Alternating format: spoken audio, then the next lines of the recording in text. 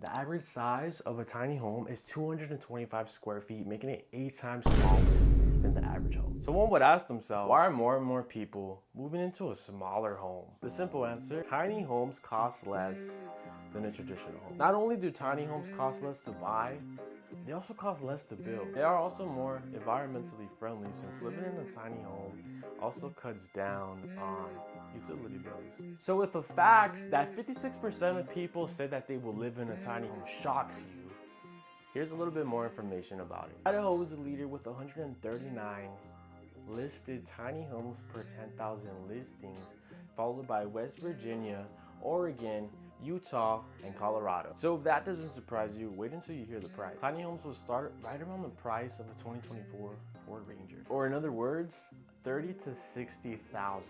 Before we hear about the type of people that commonly purchase tiny homes, let's talk about some of the cons.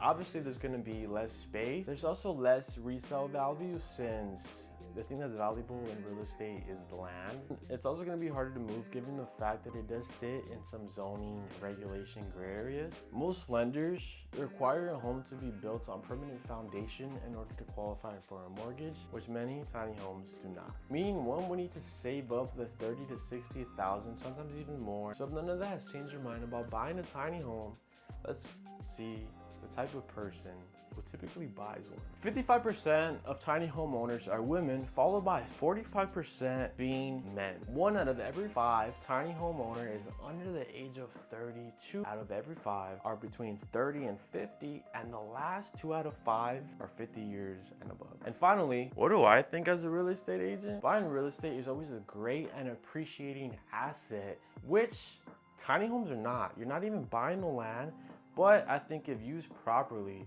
you can make a lot of money. You gotta think outside the box. 1, you could always rent out the tiny home, depending on the location, Airbnb it, or the final one that just comes to mind is if I own a single family residence with a big enough lot in the front, I could always live in the back, tiny home, and have them pay for my mortgage the smart way. You gotta think smart about it. So I will leave you guys with this. Would you buy a tiny home? And if so, how would you use it?